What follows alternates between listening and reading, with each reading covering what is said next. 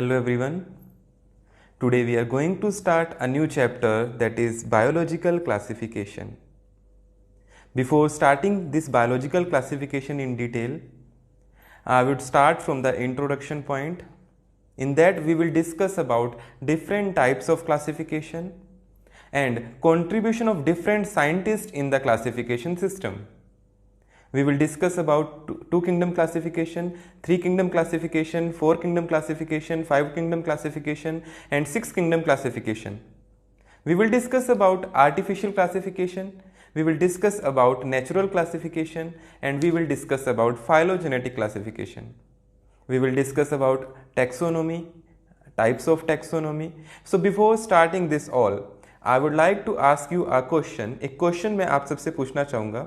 वो क्वेश्चन क्या है? वो क्वेश्चन ये है कि क्लासिफिकेशन की जरूरत क्यों पड़ी? What is the need of classification? आप सब लोग जानते हैं हमारी अर्थ पे बहुत सारे ऑर्गेनिज्म हैं.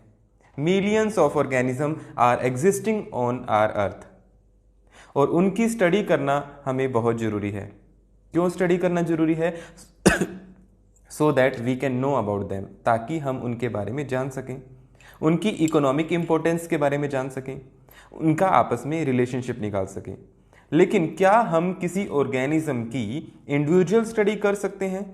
क्या हम ऐसा कर सकते हैं कि एक एक ऑर्गेनिज्म की स्टडी करें? नो, प्रैक्टिकली ये थोड़ा मुश्किल हो जाएगा. थोड़ा मुश्किल नहीं, ज़्यादा मुश्किल हो जाएगा. इसीलिए हम लोग क्या करते हैं, हम लोग ऑर्गेनिज्म को उनकी सिमिलरिटीज़ और डिससिमिलरिटीज़ के बेसिस पे हम उनको ग्रुप्स में डिवाइड कर देते हैं. So we will categorize the organism into groups or subgroups on the basis of their similarities and dissimilarities. और ग्रुप्स और सबग्रुप्स में डिवाइड करना ही क्या होता है? ग्रुप्स और सबग्रुप्स में डिवाइड करना ही होता है क्लासिफिकेशन. तो बायोलॉजिकल क्लासिफिकेशन अगर हम बात करें तो इसका मतलब क्या है? सबसे पहले, व्हाट इज बायोलॉजिकल क्लासिफिकेशन?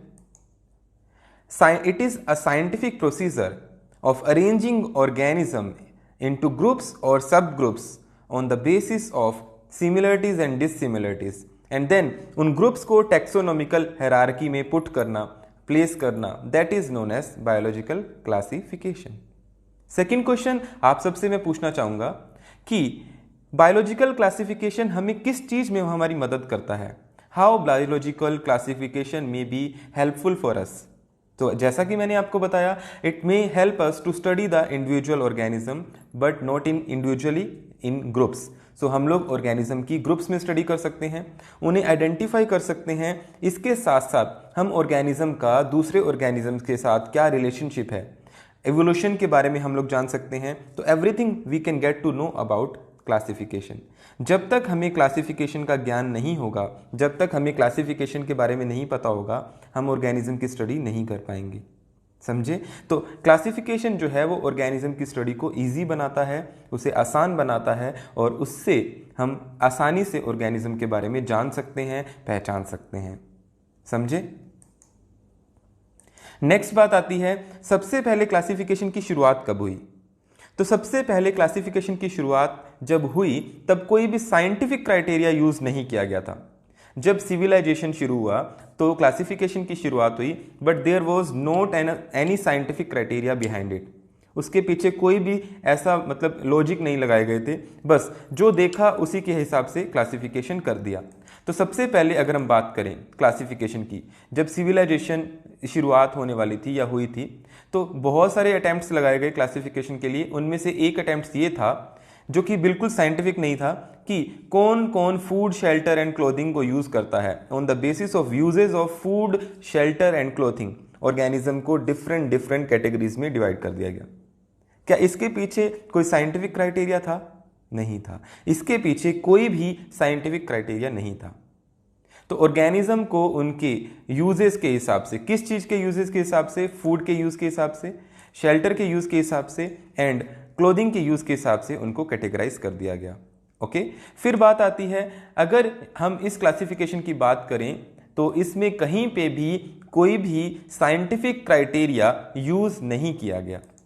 तो अभी तक जो क्लासिफिकेशन चल रहा है, जो कि अर्ली अटेम्प्ट्स थे क्लासिफिकेशन के, जो कि बहुत पहले हुए थे, इसमें कहीं भी साइंटिफिक क्राइटेरिया यूज नहीं किया, लेकिन स्लोली स्लोली फिर साइंटिस्ट आने लगे, धीरे धीरे साइंटिस्ट आने लगे। सबसे पहले आए अपने पास एक साइंटिस्ट जिनका नाम था अरिस्टोटल। अरिस्टोटल ने क्या किया, इन्होंने ऑर्गेनिज्म को क्लासिफाई करने के लिए साइंटिफिक क्राइटेरिया यूज किया।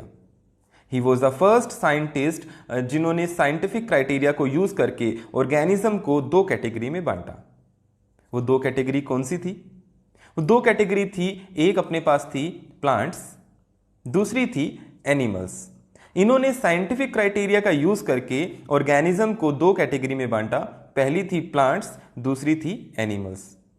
इन्होंने कहा प्लांट्स तीन तरह के होते हैं, plants may be of three types. किस बेसिस पे? On the basis of morphology. तो इन्होंने फिर फर्दर प्लांट को तीन कैटेगरी में बांटा। वो तीन कैटेगरी कौन कौन सी थी? That was tree, that was shrubs and that was herbs. तो ये क्राइटेरिया किस बेसिस पे था? It was on the basis of morphological character of plant. तो प्लांट की मॉर्फोलॉजी के हिसाब से प्लांट को कितने भागों में बांटा गया? प्लांट की मॉर्फोलॉजी के हिसाब से प्लांट को तीन भागों में बांटा गया। पहला था ट्रीज, दूसरा था श्रब्स, तीसरा था हर्ब्स। फिर एनिमल्स को भी बांटा गया। एनिमल्स की बात करते हैं तो एनिमल्स को उनके आरबीसी की प्रेजेंस और एब्सेंस के हिसाब से दो भागों में बांटा गया। If RBC is absent then anaima, और if RBC is present then enaima. तो आरबीसी की प्रेजेंस और एब्सेंस के बेसिस पे ऑर्गेनिज्म को, एनिमल्स को दो कैटेगरी में बांटा गया। तो टोटल हमारे पास 5 कैटेगरी आ गई। प्लांट को 3 कैटेगरी में बांटा गया मॉर्फोलॉजिकल कैरेक्टर के आधार पर, एनिमल्स को 2 कैटेगरी में बांटा गया आरबीसी की प्रेजेंस और एब्सेंस के आधार पर। सो इस तरह से आरबीसी की एब्सेंस के आधार पर एनिमल्स को एनाइमा कहा गया और प्रेजेंस के आधार पर उन्हें इनाइमा कहा गया। समझे? A for absent, A for anaima. ठीक है, तो अरिस्टोटल का क्लासिफिकेशन साइंटिफिक जरूर था, लेकिन यह भी सही नहीं था, क्योंकि प्लांट को सिर्फ 3 भागों में बांट दिया गया। क्या ये सही रहेगा? नहीं। आज इतनी तरह की स्पीशीज हैं प्लांट की, तो क्या हम हर्ब्स सब ट्रीज के बेसिस पे स्टडी करते हैं? नहीं। फिर बात आती है, इनके बाद एक साइंटिस्ट और आए जो कि अपने पास थे लीनियस जी। लीनियस अंकल ने क्लासिफिकेशन किया। ठीक है, उससे पहले मैं बताता हूं कि हर्ब्स, श्रब्स और ट्री में क्या डिफरेंस है। हर्ब्स, श्रब्स और ट्री में ये डिफरेंस है कि जो हर्ब्स हैं और श्रब्स हैं और जो ट्रीज हैं, इनको तीनों में डिवाइड किया गया इनकी मॉर्फोलॉजी के आधार पर। हर्ब्स जो हैं वो बहुत ही सॉफ्ट स्टेम वाले होते हैं, उनका तना, उनका स्टेम बहुत ही सॉफ्ट होता है। श्रब्स जो हैं उनका और इनकी हाइट 2 मीटर से कम होती है। श्रब्स की बात करें तो श्रब बहुत हार्ड स्टेम वाले होते हैं। ठीक है, और इनकी हाइट मीडियम होती है, 2 से 5 मीटर, 6 मीटर तक हो सकती है, ज़्यादातर 2 से 4 मीटर, 5 मीटर तक। और ट्रीज आप सब लोग जानते हैं इनका स्टेम वुडी होता है। अगर इनका स्टेम वुडी है तो बहुत हार्ड होगा, और इसके अलावा इनकी हाइट बहुत ज़्यादा होती है। So they are having tall height. So we can say plant can be categorize into 3 category. First is herbs, second is shrubs, third is trees. किस बेसिस पे डिवाइड किया हमने? मॉर्फोलॉजी के बेसिस पे। So this was under the classification of Aristotle, but इसके अंदर scientific criteria use किया गया, बट ये भी सही नहीं था। फिर एक बात आती है कि सबसे बड़ा ट्री कौन सा है, तो दैट इज रेडवुड ट्री। जो रेडवुड ट्री है इसकी हाइट अपने पास होती है 115 मीटर, 0.71 मीटर वी कैन से, 115.71 मीटर जो है इसकी हाइट होती है। अगर हम इसकी फीट में बात करें तो लगभग 379 के करीब इसकी फीट में जो है लंबाई होती है। सो trees they may be up to 100 meter, 125 meter लंबे, लेकिन श्रब्स छोटे होते हैं, छोटे मतलब 4-5 मीटर तक, और हर्ब्स बिल्कुल ही छोटे होते हैं, यानी कि 2 मीटर से कम कम की हाइट इनकी होती है।